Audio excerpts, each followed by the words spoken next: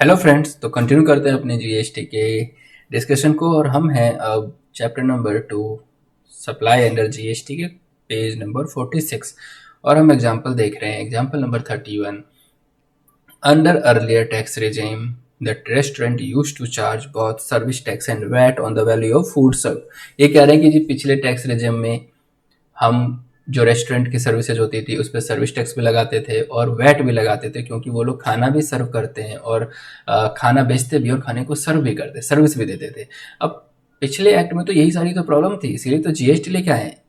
और जीएसटी में हमने वो लिस्ट भी देखी जहाँ पे उन्होंने क्लासिफाई कर दिया कि भाई ये वो ट्रांजेक्शन है जिससे हम सप्लाई ऑफ गुड्स मानेंगे और इसे हम सप्लाई ऑफ सर्विस मानेंगे। और इसमें हमने देखा था कि रेस्टोरेंट के केस में रेस्टोरेंट को उन्होंने सप्लाई ऑफ सर्विस माना है। Now this is so because both of the sale of goods and provision of service were involve. वो कहते हैं पहला इसलिए होता था कि दोनों चीजें इन्वॉल्व होती थी कि उसमें वैट भी लगा देते थे और सर्विस टैक्स भी लगा देते। लेकिन जीएसटी में क्या है, जीएसटी में हमने इनके सारे इनवॉइसिंग को वैल्यू ऑफ सर्विस की तरह ट्रीट किया है कि ये लोग जो भी काम करेंगे, जो भी चीज़ें चार्ज करेंगे, ये हम सप्लाई ऑफ सर्विस मानेंगे और उस पर जीएसटी उसी हिसाब से लगा देंगे। अब चलते हैं ट्रांसफ़र के ऊपर। एक देखिए एग्जांपल है, any transfer of title in goods, मतलब ऑनरशिप किसी को, आप सामान किसी को दे रहे हो, बोल रहे हो आज से ये तेरा ही है। मतलब एक एग्जांपल भी देखो, Shivaji sells readymade garments to his customers. Shivaji ने अपने रेडीमेड गारमेंट्स या रेडीमेड गारमेंट्स अपने कस्टमर को बेच दिया, तो कस्टमर को तो भैया सब कुछ ही मिल गया ना, ये थोड़ी ना बोलेगा कि वो वापस दे देना वो कपड़ा पहन के, नहीं। तो इसे हम बोलेंगे सप्लाई ऑफ गुड्स। अब चलते हैं example number 33, genius equipment limited gives some machinery on rent to Suhasi manufacturers. Genius equipment ने अपनी एक मशीन दे दी है सुहासी मैन्युफैक्चरर को भी रेंट पे। तो क्या वो सुहासी मैन्युफैक्चरर ये बोल पाएगी कि ये मेरी मशीनरी नहीं ना, क्योंकि उसको यूज करने के लिए दिया है और उसके बदले वो रेंट भी कलेक्ट किया। तो इसे हम बोलेंगे सप्लाई ऑफ सर्विस।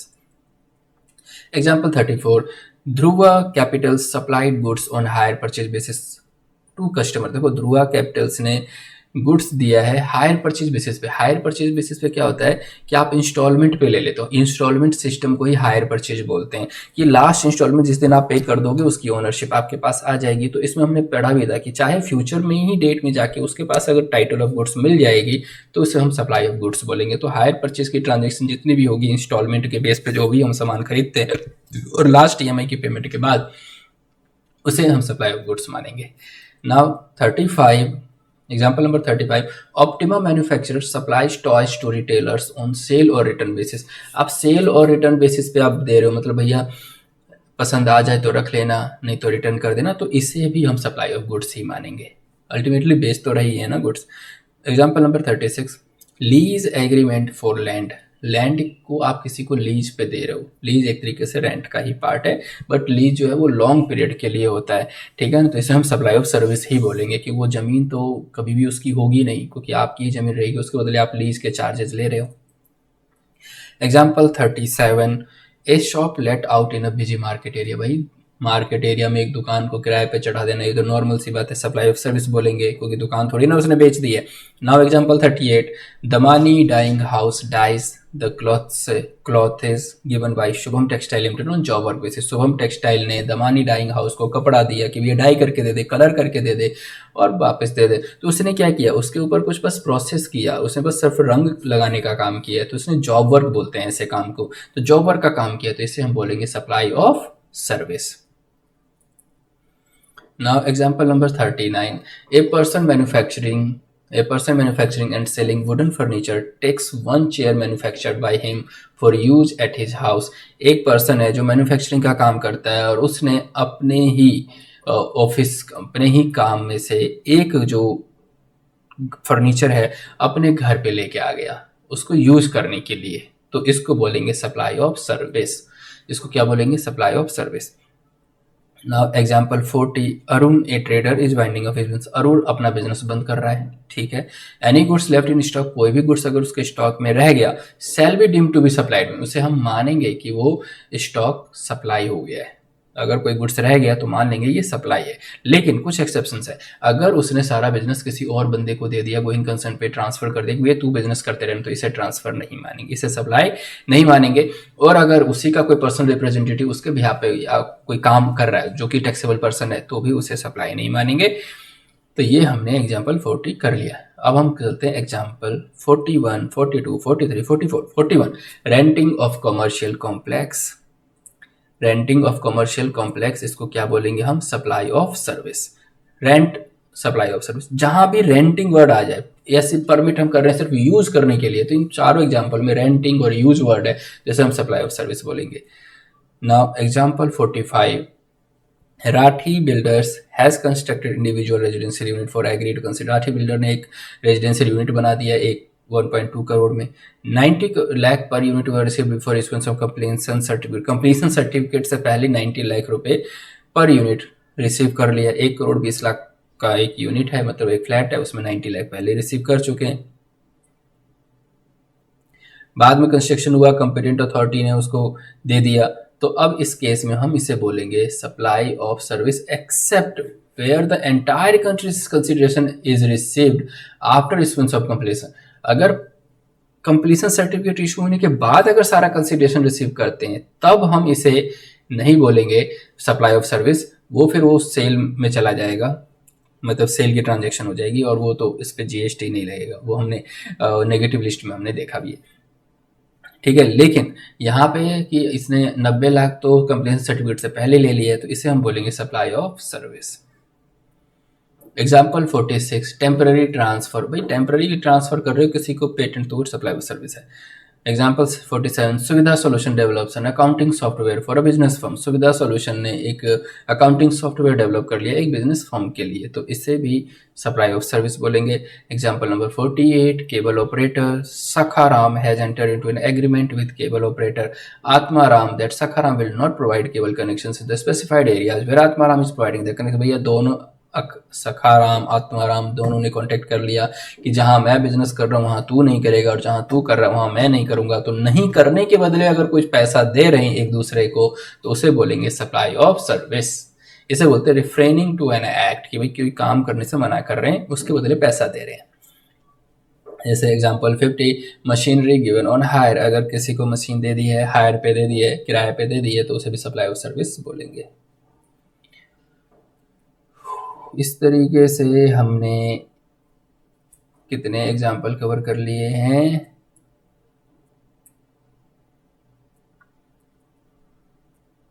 एग्जाम्पल 50, मतलब 50 एग्जाम्पल तो हमने कवर कर लिए हैं। अब चलते हैं एग्जाम्पल नंबर 51 की तरफ। Example activity that would be covered by this part of the expression would include non compete agreement. किसी से नॉन कम्पीट एग्रीमेंट कर रहे हो कि भैया तू मुझे कम्पीट नहीं करेगा मेरे एरिया में, तू ये काम नहीं करेगा, तू ये बिजनेस नहीं करेगा, तो उसके बदले जो पैसा ले रहे हो उसे भी क्या कहेंगे? उसे भी कहेंगे सप्लाई ऑफ सर्विस। तो इसी ऐसी चीज को बोलते हैं रेफरेंट टू एन एक्ट। फिर एक और एग्जांपल दिया है इसी के ऊपर।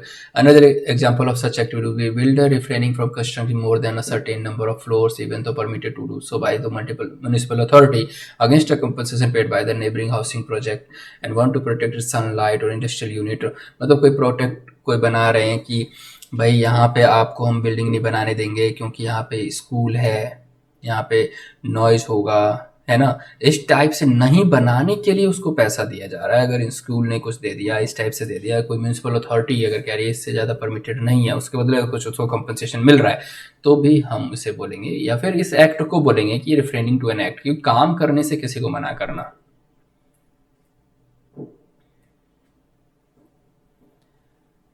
Example number 53, page number 56. Damages resulting from damage to property. Damages resulting from damage to property मतलब प्रॉपर्टी को डैमेज हो गया, नेग्लिजेंस हो गया, पायरेसी है, अनऑथराइज यूज ऑफ ट्रेडमार्क है, कॉपीराइट है। तो ये सब एग्जांपल्स हैं। किस चीज़ के एग्जांपल दे रखे हैं इन्होंने? ये लिक्विडेटेड डैमेज की। लिक्विडेटेड डैमेज क्या होता है भाई? कुछ डैमेज हो गया नेग्लिजेंस की वजह से, पायरेसी, कोई किसी की प्राइवेसी, पायरेसी मतलब वो की ओरिजिनल की कॉपी चीज़ें सर्कुलेट हो जाती है, उस वजह से कुछ नुकसान हो गया, तो इसे लिक्विडेटेड डैमेज बोला जाता है। पेनाल्टी है, कोई कंस्ट्रक्शन ऑफ हाउस में डिले हो रहा है, उसकी वजह से कोई पेनल्टी लग रही है, तो लिक्विडेटेड डैमेज है। या forfeiture earnest money by a seller in case of breach of agreement. भाई मैं कोई सामान बेचना चाहता था, उसके बदले कुछ एडवांस भी दे देते, लेकिन अब बेचने से मना कर रहा हूँ, तो वो जो अमाउंट है वो कोई फॉरफिट कर लेगा, रख लेगा, तो इसे भी लिक्विडेट डैमेज भी बोलते हैं। अब चलते हैं आगे। On the contrary following the four example. ये सब एग्जाम्पल्स वैसे किसी न किसी एग्जाम या किसी न किसी क्वेश्चन में एक पॉइंट बन के आ सकता है, नहीं तो एग्जाम्पल 56, ए कॉन्ट्रैक्ट में provide that payment by the recipient of goods और service shall be made before a certain date and failure to make payment by the due date shall attract late fee or penalty. तो ये कह रहे हैं late fee or penalty किसे कहते हैं भाई, कोई कॉन्ट्रैक्ट आपने किया कि इस दिन तुम्हें पेमेंट करनी होगी, इस डेट को तुम्हें पेमेंट करनी, अगर तुम नहीं करोगे पेमेंट तो उसके बदले उस ड्यू डेट तक नहीं करोगे तो तुम्हें फ़ी और पेनल्टी लगेगा। तो ये यही कह रहे हैं कि भाई इस केस में भी आपको ये सारे के सारे कहाँ गया, हाँ यहाँ पे if the payment is performance और एग्रीमेंट से है, ठीक है ना, तो इसको हम कंसिडरेशन नहीं बोलेंगे। सिर्फ लेट फी और पेनल्टी को हम कंसिडर नहीं कर सकते। Now example 57, a contract for transport of passengers में stipulate that the ticket amount shall be partly or wholly forfeited the passenger does not show. अगर पैसेंजर टिकट नहीं देता है तो टिकट का जो अमाउंट है उसे रिकवर कर लिया जाएगा, तो ये सब पेनल्टी कंसिडरेशन नहीं है। A contract for package tour में stipulated forfeiture security in the event of cancellation of tour by the customer। अगर एक ट्रिप है उसके लिए कस्टमर ने बुक करा लिया फिर उस ट्रिप पैकेज को कैंसिल करवा रहा है, तो ऐसे केस में भी जो कैंसिलेशन चार्जेस लगेंगे या जो अमाउंट उसने पहले दिया वो फॉरफिट कर लिया जाएगा, उसे कंसिडरेशन नहीं बोला है। Example number 59, a contract for lease of movable or immovable property may stipulated that the leasee shall not terminate the lease before a certain period, and if he does so he will have to pay certain amount, so early termination fee और penalty। मतलब lease बना दिया है 10 साल का, उसमें बोला भी है 10 साल पहले से तुम टर्मिनेट नहीं कर सकते, अगर टर्मिनेट करते हो तो टर्मिनेट करने पे तुम्हें इतना फी और पेनल्टी देना होगा, तो उसे भी कंसिडरेशन नहीं मानेंगे। Now some banks similarly charges prepayment penalty if the borrower wishes to repay the loan before the maturity of the loan period। अगर आपने कोई लोन लिया है और उस लोन को टाइम रहते ही पहले ही खत्म कर देना चाहते हो, उसके लिए भी बैंक कुछ चार्जेस लेते हैं, उसे कहते हैं prepayment penalty.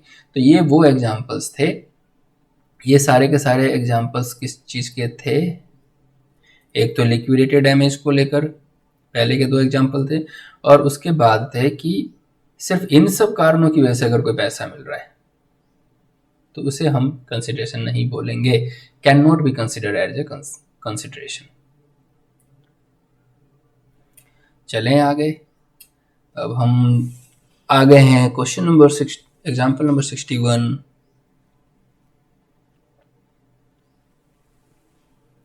Page number 62, cancellation charges of railway tickets for a class would attract GST at the same rate as applicable to the class of travel। जो कैंसिलेशन चार्जेस हम जब रेलवे में टिकट ले लेते हैं, रेल की ticket लेते हैं, उसे हम कैंसिल करवा रहे होते हैं, तो कैंसिलेशन चार्जेस पे भी जीएसटी लगता है। That is 5% GST on first class or air condition coach ticket. First class या फिर एसी कोच पे 5% जीएसटी लगता है। Nil for other cases in the second sleeper class. Second class sleeper class में कोई जीएसटी नहीं है।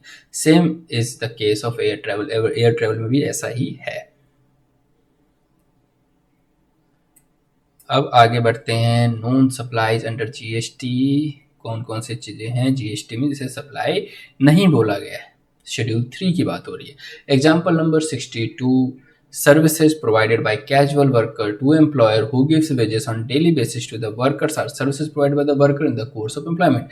हमने देखा था कि अगर एम्प्लॉयर और एम्प्लॉई मतलब एम्प्लॉई अगर एम्प्लॉयर को कोई भी एम्प्लॉयमेंट के दौरान मतलब नौकरी के दौरान कोई भी सर्विसेज देता है, चाहे वो कैजुअल वर्कर ही क्यों ना हो, उसे हम नहीं बोलेंगे सप्लाई, उसे हम सप्लाई नहीं बोलेंगे। Now 63, example 63, casual workers employed by construction contractors for execution of building contract for him are serviced in the course of employment. Similarly, casual workers employed by security service agency for provision of security services to a client are also serviced in the course of employment। मतलब जो contract building बनाते हैं तो casual workers को higher कर लेते हैं, या फिर जो ये सिक्योरिटी गार्ड वाले होते हैं, वो कोई कंपनी होती है, वो सिक्योरिटी गार्ड के लोगों को फिर हायर करके क्लाइंट को अपने प्रोवाइड करते हैं। तो ये सब जो एक दूसरे को सर्विस दे रहे हैं, गार्ड सिक्योरिटी गार्ड उस एजेंसी को सर्विस दे रहे हैं, या फिर कैजुअल वर्कर्स उस कॉन्ट्रैक्टर को सर्विस दे रहे हैं, ये सब एम्प्लॉयमेंट के अंदर ही माना जाएगा और इस पर जीएसटी नहीं लगेगा, ये सप्लाई है ही नहीं, ठीक है ना। लेकिन हाँ, एम्प्लॉयमेंट के बाहर अगर कुछ काम करके दे रहे हो और उसके बदले में कंसिडरेशन भी ले रहे हो तो फिर उसे सप्लाई मान लेंगे। Example 64, services provided on contract basis by a person to another अगर principal to principal basis are not services provided in the course of employment। मतलब अगर कोई पर्सन किसी दूसरे बंदे को प्रिंसिपल टू प्रिंसिपल बेसिस पे सर्विसेज दे रहा है, कोई एम्प्लॉयर एम्प्लॉयमेंट का केस है ही नहीं, तो उसे हम एम्प्लॉयमेंट की कैटेगरी में नहीं रखेंगे, क्योंकि एक प्रोफेशनल दूसरे प्रोफेशनल को सर्विस दे रहा है। Example 65, any amount paid by employer to employee for not joining a competing business is paid for providing the service for forbearance to act and cannot be considered for the providing service in the course of employment। अगर कोई employer किसी employ को बोल रहा है तुम उस company में जाके जॉब नहीं करोगे और उसके बदले में अगर उसको कोई पैसा दे रहा है, तो वो जो है वो से हम एम्प्लॉयमेंट के लिए नहीं बोलेंगे, क्योंकि ये एम्प्लॉयमेंट के बाहर की चीज़ हो गई। तो हो सकता है कि भाई हमारे यहाँ का फॉर्मूला किसी और कंपनी को शेयर ना करे, इस टाइप से। जैसे एक बार मुझे हुआ था कि जैसे एक कंपनी में काम करता था, तो 55 डेज़ का नोटिस पीरियड था और मैं जहाँ ज्वाइन करने वाला था उन्होंने मुझे बोला भैया आपको 15 डेज में ही ज्वाइन करना है। तो जो 40 डेज मैंने यहाँ पे नोटिस पीरियड सर्व नहीं किया था, तो उन्होंने 40 डेज के जो चार्ज सैलरी का अमाउंट मेरे से रिकवर किया गया था। तो जो मैंने जहाँ पे ज्वाइन किया वहाँ पे उनको वो सर्टिफिकेट दिखाया कि भाई मेरे से 40 दिन के पैसे कट गए, ये मतलब काटे गए इसी, नहीं तो मैं आपको 55 डेज में ज्वाइन करूँ, मुझे 15 दिन में क्यों जल्दबाजी हो रही है ज्वाइन करने की। तो उन्होंने वो 40 डेज का रिम्बर्स कर दिया था, जो भी मेरी डिडक्शन थी, जिसे वो एज ए ज्वाइनिंग बोनस बोलते। बट ये सब जो पार्ट है, क्या वो जो मुझे अमाउंट दिया गया वो एम्प्लॉयमेंट का पार्ट होगा? एम्प्लॉयमेंट के लिए ही हो रहा है ना, क्योंकि एम्प्लॉयर एम्प्लॉय के रिलेशन की वजह से मुझे वो पैसा मिल रहा था। ठीक है, अब आगे चलते हैं। Example number 66, duties performed by president of India. अगर प्रेसिडेंट ऑफ इंडिया कोई ड्यूटी कर रही है, vice president of India, prime minister, chief justice, Lok Sabha के speaker, chief election officer, commissioner, ये जो कमीशन इलेक्शंस करवा रहे हैं, comptroller auditor general of India, CAG, chairman of UPSC, attorney general of India in that capacity, ये सब supply नहीं है। Example 67, some of other examples of actionable claim। हमने actionable claim के अंदर देखा था कि अगर कोई पेपर है राइट रिकवर करने का तो वो actionable claim है, लेकिन लॉटरी, बेटिंग, गैम्बलिंग इनको नहीं रखा है, तो actionable claim की चीज़ों को उन्होंने सप्लाई नहीं माना है।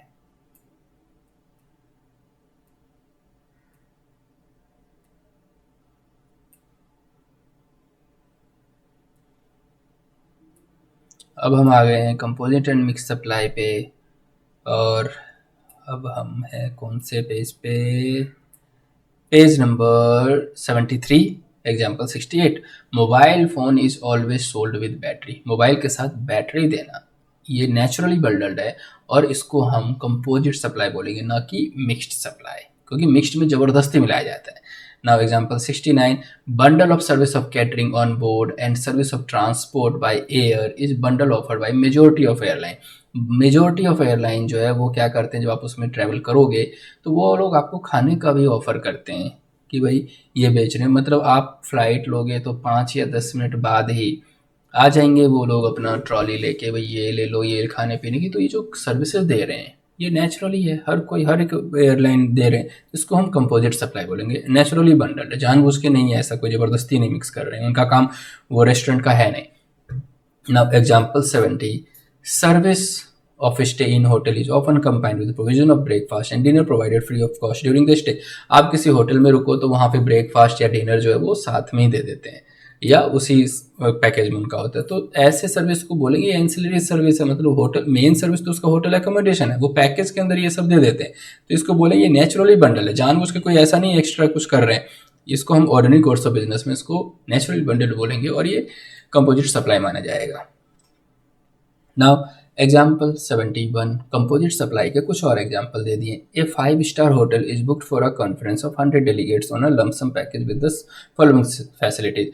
अब इंस्टीट्यूट भी तो 5-स्टार होटल या फिर अदर होटल्स में 100 मेंबर्स के लिए करवाती है, 200 मेंबर्स के लिए कराती है, मेंबर्स से कुछ चार्जेस लेती है और वहाँ पे लमसम अमाउंट पे करती है। अब उसमें क्या होता है, डेलीगेट्स की अकोमोडेशंस होती है, मतलब जो पार्टिसिपेट करते हैं वहाँ पे अकोमोडेट रहते भी हैं, ब्रेकफास्ट है उनके लिए, टी और कॉफ़ी भी होता है, फिटनेस रूम के भी है, कॉन्फ्रेंस रूम भी होती है, बिजनेस सेंटर्स भी होते हैं ना। As is evident a bucket of services being provide. अब इसमें क्या है, बकेट ऑफ सर्विसेज, एक से ज़्यादा सर्विसेज दिए जा रहे हैं। Many of them chargeable to different effective rate of, और बहुत सारी सर्विसेज ऐसे हैं जो अलग अलग टैक्स के रेट के हिसाब से है, अलग अलग रेट है उस पर GST का। If the principal service described as convention service, अगर प्रिंसिपल सर्विस है convention service, it is able to capture the entire essence of the package, और जब कन्वेंशन सर्विस में सारा का सारा आ जाता है, thus the principal service may be जज as convention service and charge to tax accordingly. अब इसको कन्वेंशन सर्विस माना जाएगा और उसे टैक्स कर दिया। However it will be fully justifiable for the hotel to charge individually for the services as long as there is no attempt to offload the value of one service on another service there that is a chargeable at a concessional rate। अगर hotel के पास पूरा है भाई, वो अलग अलग services के लिए अलग अलग मेंशन करे, अलग अलग बिलिंग करे और अलग अलग रेट पे लगाए। अब चलते हैं example number 72। Poshak manufacturers enter into a contract with Chiku limited. Poshak manufacturers Chiku limited के साथ कॉन्ट्रैक्ट में एंट्री कर रहे हैं for supply of readymade shirts packed in designer box at Chiku limited outlet. भाई रेडीमेड बॉक्स में हम डिजाइन कर देंगे या फिर पैक करके चीकू लिमिटेड के आउटलेट पे पहुंचा देंगे। नाउ फर्दर पोशाक manufacturers would also get them ensure during transit. जब वो भेज रहे थे तो इन ट्रांजिट के लिए उन्होंने इंश्योरेंस ले लिया, भाई सामान भेजते टाइम या रास्ते में कुछ गड़बड़ हो गई तो। In this case supply of goods, packing material, transport and insurance is a composite supply. तो इसमें ये सप्लाई ऑफ गुड्स कर रहा है, पैकिंग मटेरियल है, ट्रांसपोर्ट और इंश्योरेंस है, ये सब नॉर्मल है, बिजनेस टर्म्स में आते हैं ये सब, इसे कंपोजिट सप्लाई मान लिया। व्हेन सप्लाई ऑफ, जिसमें गुड्स की सप्लाई को प्रिंसिपल सप्लाई बोलेंगे और उस पर जो टैक्स का रेट रहेगा वही सब पे माना जाएगा। Example 73, when a consumer buys a television sets and he also gets mandatory warranty and a maintenance contract with the TV, this supply is a composite supply। अगर आप टीवी लेने जाते हो तो आपको वारंटी भी दे दिया जाता है, मेंटेनेंस कॉन्ट्रैक्ट भी दे दिया जाता है, तो ये सब कंपोजिट सप्लाई है, कोई जानबूझ के मिक्स नहीं किया जा रहा है। In this example supply of TV जो है वो प्रिंसिपल सप्लाई है, तो जो प्रिंसिपल सप्लाई जो मेन सप्लाई है उसी का रेट सब पे लग जाएगा। वारंटी मेंटेनेंस सर्विस है वो उसे एंसिलरी सर्विस बोलेंगे। Now example 74, a travel ticket from Mumbai to Delhi may include service of food being served on board। अब एक मुंबई से दिल्ली हम ट्रैवल कर रहे हैं, उसमें जो टिकट के अंदर ही फ्री इंश्योरेंस भी है, एयरपोर्ट लॉन्च भी है। In this case transport of passenger consider the predominant element. अब इसमें ट्रांसपोर्ट ऑफ पैसेंजर मेन काम है, तो इसको हम कंपोजिट सप्लाई ट्रीट करेंगे और बाद बाकी की सर्विसेज को एंसिलरी बोलेंगे। एग्जाम्पल नंबर 75, राती computer supplies laptop worth ₹52,000 along with laptop bag. उसके साथ लैपटॉप बैग भी दे दिया 3,000 का, फिर तो 55,000 का हो गया। अब ये लैपटॉप बैग तो नेचुरली बंडल्ड है, लोग मान के चलते हैं कि लैपटॉप बैग तो देगा ही, एज्यूमिंग तो लैपटॉप का है 18%, लैपटॉप बैग का 28%। इन दिस केस हम बोलेंगे कि ये कंपोजिट सप्लाई है, पूरे के पूरे 55,000 पे 18% जो लैपटॉप का है वही लगेगा, क्योंकि लैपटॉप के साथ लैपटॉप का बैग तो भाई मान के चल रहे हैं कि देंगे ये हमें। अब चलते हैं मिक्स सप्लाई के केसेस देख लेते हैं, जहाँ ज़बरदस्ती से कंपोजिट दिखाने की कोशिश की जाती है या जहाँ पे टैक्स रेट कम करने की कोशिश की जाती है। ठीक है, example 76, a supply of a package consisting of canned food. एक सप्लाई, एक पैकेज है जिसके अंदर कैंड फूड है, स्वीट्स है, चॉकलेट्स भी है, केक भी है, ड्राई फ्रूट्स भी है, एरेटेड ड्रिंक भी है, फ्रूट जूस भी है। When supplied for a single price is a mix, और उन सब के लिए एक सिंगल प्राइस चार्ज किया जाए। अब देखो सिंगल प्राइस वाला पॉइंट जरूर याद रखना, जब प्राइस ही सिंगल है तभी बात होती है। जब प्राइस अलग अलग चीज़ों के लिए चार्ज कर रहा है तो अलग अलग रेट लगा, तो कहानी खत्म, फिर तो मिक्स्ड और कंपोजिट की बात ही नहीं हुई। तो सिंगल प्राइस चार्ज किया जा रहा है सारे मिक्स सप्लाई के लिए। Now each of these items can be supplied separately. भैया हर एक आइटम को आप सेपरेट भी सप्लाई कर सकते हैं, and is not dependent to any other, और किसी पे डिपेंड भी नहीं है ये सारे, cake, dry fruit, chocolate, aerated drink. It shall not be a mix supply. तो इसको तो वैसे हम मान लेंगे मिक्स, लेकिन it shall not be mix supply. अगर हम इस मिक्स सप्लाई कब नहीं मानेंगे, जब इसकी सेपरेटली इनवॉइसिंग हो जाए, सेपरेटली प्राइस चार्जिंग हो, या इसको हम मिक्स सप्लाई तभी मानेंगे जब वो सिंगल प्राइस चार्ज कर रहे हैं। Example 77, page number 79, A shopkeeper selling storage water bottles along with refrigerator for a single price. एक शॉपकीपर है, वो सेल कर रहा है स्टोरेज वाटर बॉटल रेफ्रिजरेटर के साथ स्टोरेज वाटर बॉटल भी बेच रहा है। Bottle and the refrigerator can easily B price and sold. अब ये बॉटल और रेफ्रिजरेटर भी अलग अलग बेचा जा सकता है, बॉटल स्टोरेज बॉटल अलग बेचो, रेफ्रिजरेटर अलग बेच सकते हैं, बट तुमने जानबूझ के मिक्स कर दिया। एंड आर नॉट नेचुरली, तो इसको नेचुरली बंडल नहीं बोलेंगे, नेचुरली बंडलिंग नहीं हुई, सो सच सप्लाई आर मिक्स, ऐसे सप्लाई को मिक्स सप्लाई बोलेंगे। Example 78, a house is given on rent through a single rent deed, one floor of which is to be used as a residence and other for housing a printing press at a lump sum rent amount। भैया एक घर दे दिया गया rent पे, एक में वो रहेगा, एक में प्रिंटिंग प्रेस चलाएगा और लंप सम रेंट है सबका। सेम सबके लिए एक रेंट अमाउंट बना दिया। सब such renting for two different purposes not natural bundle. अब यहाँ पे दो अलग अलग पर्पस के लिए दे रहे हो, एक बिजनेस है, एक रहने का है, और दोनों के लिए तुमने जानबूझ के एक कंबाइन कर दिया एक रेंट का अमाउंट, तो ये नेचुरल बंडल नहीं है। तो ऐसे को हम बोलेंगे मिक्स सप्लाई है ये। Example 79, Srinagar Shringar enterprises supplies 10,000 kits at 50 each amounting to 5 lakh to Raghav general store.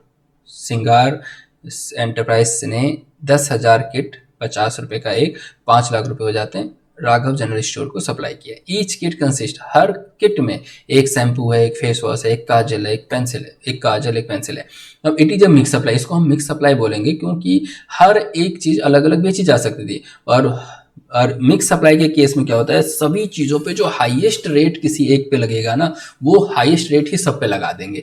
तो assuming that the rate of tax, shampoo का रेट है 18, फेस वॉश का 28%, काजल पेंसिल का 12% जीएसटी लगता है, तो ऐसे केस में हम 28% जो है फेस वॉश का, वही पूरे के पूरे 5 लाख पे लगा देंगे। मिक्स सप्लाई का कॉन्सेप्ट यही है।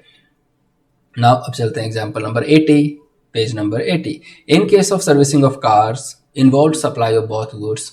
अब कार सर्विसिंग कराने जाते हैं, उसमें कुछ पार्ट्स भी प्रोवाइड करता है हमें अगर टूट फुट होती है, और सप्लाई लेबर भी प्रोवाइड करते हैं, जिसमें गुड्स और सर्विस दोनों हो गए। और वो गुड्स और सर्विस दोनों को सेपरेटली अगर दिखा रहे हैं तो गुड्स और service level to tax at the rate applicable such goods और सर्विस सेपरेटली। तो सेपरेटली दिखा रहे हो तो सेपरेटली टैक्स लगा दो उसमें, क्या फिर, ठीक है। तो इस तरीके से हमने इस चैप्टर को, और ये वाला पोर्शन हमने रिकैपिटुलेट तो पहले ही कर लिया था ताकि हम ये सारे एग्जांपल्स बना सके। तो हमने सारे एग्जांपल्स कर लिए, 80 एग्जांपल्स थे, सारी रिविजन्स भी हमने कर ली। तो उम्मीद करता हूँ कि बहुत ही इंपॉर्टेंट चैप्टर है, हो सकता है इस चैप्टर से बहुत ही ज़्यादा पूछा जाए, तो इसीलिए हमने कुछ भी मिस नहीं किया है। और हम नेक्स्ट वीडियो में इसके टेस्ट और नॉलेज के भी सारे क्वेश्चंस कवर करेंगे। उम्मीद करता हूँ कि आपको समझ में आ रहा होगा, या ये जो रिवीजन वीडियोज है उससे हेल्प हो रही होगी। तो वीडियो को लाइक करना, शेयर करना, दोस्तों से कमेंट भी करना, ठीक है। तो मिलते हैं नेक्स्ट वीडियो में, इसके टेस्ट और नॉलेज के क्वेश्चंस भी खत्म करेंगे। तब तक के लिए बाय बाय, टेक केयर।